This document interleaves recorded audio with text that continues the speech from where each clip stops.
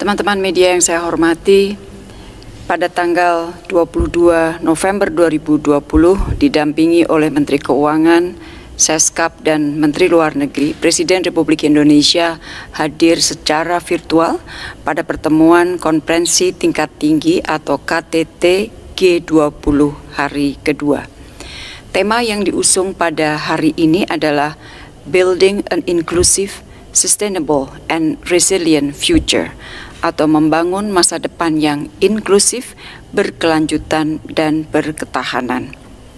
Para kepala negara membahas upaya penciptaan masa depan yang lebih baik, termasuk dalam upaya pengentasan kemiskinan, kesenjangan, anti korupsi, pemberdayaan perempuan dan pemuda, pendidikan, pariwisata, dan ekonomi digital.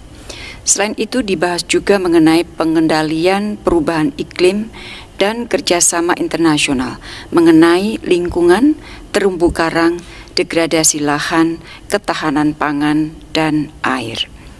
Di dalam KTT G20 hari ini, Presiden Republik Indonesia antara lain menyatakan, pandemi ini telah memberikan pelajaran berharga bagi kita semua, dan ini waktu kita untuk melakukan introspeksi.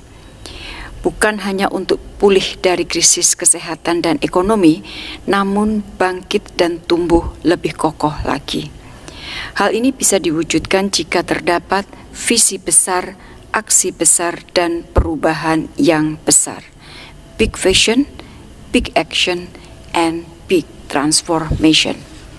Presiden mengatakan bahwa Indonesia juga ingin melakukan transformasi yang besar dan sudah menjadi komitmen Indonesia untuk menuju ekonomi lebih hijau dan berkelanjutan. Geliat pemulihan ekonomi tidak lagi mengabaikan perlindungan terhadap lingkungan. Presiden mengatakan, menurut WEF, potensi ekonomi hijau sangat besar.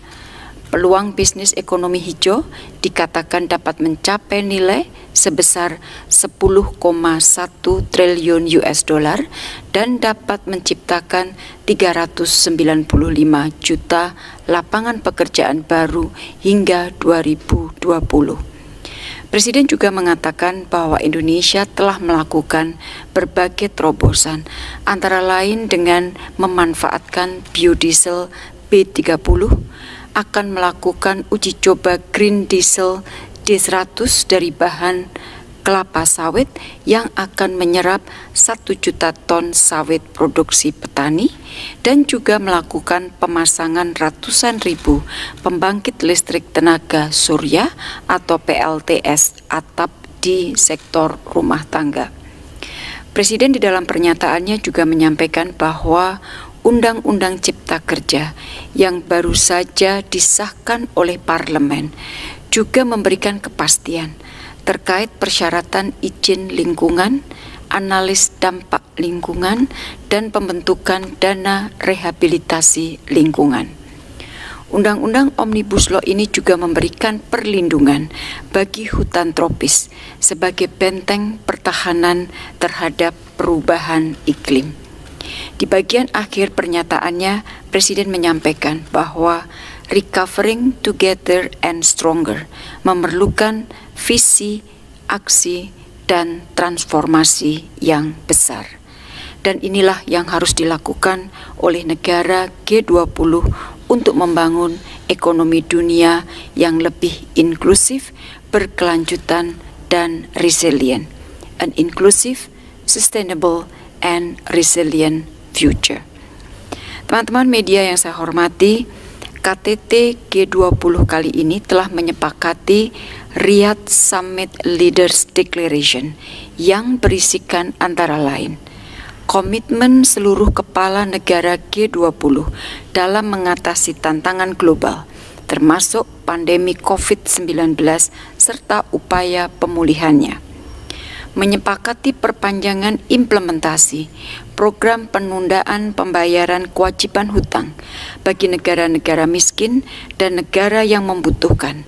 Kemarin Ibu Menteri Keuangan juga telah menyinggung masalah ini.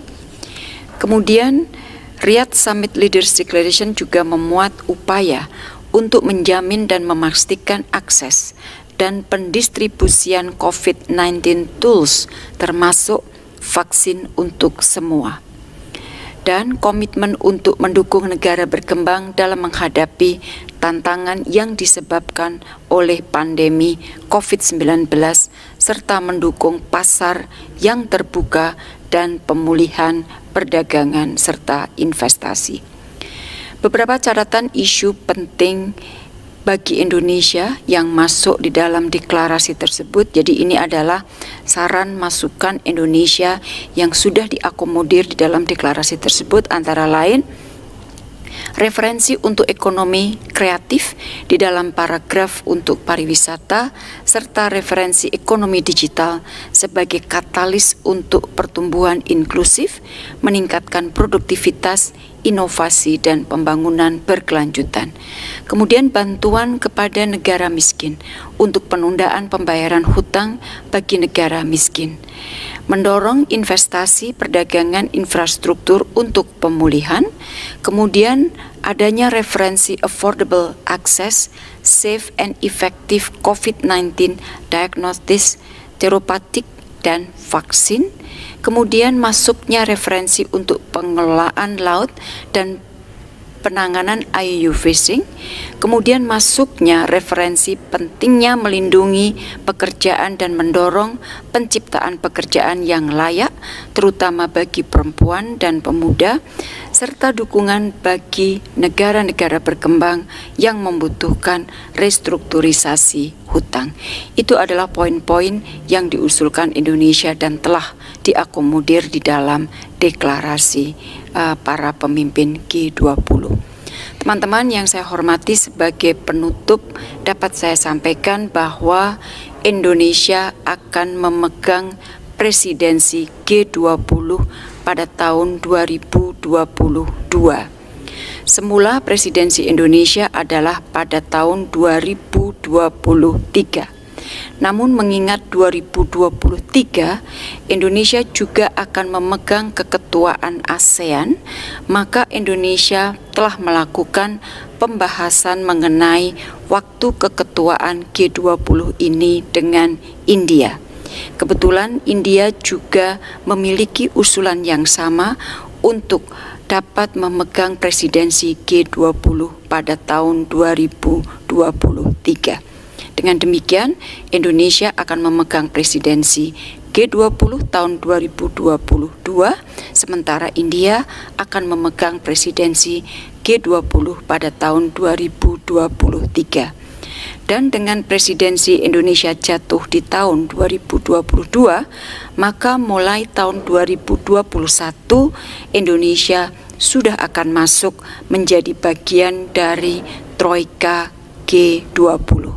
Demikian teman-teman yang dapat saya sampaikan. Terima kasih.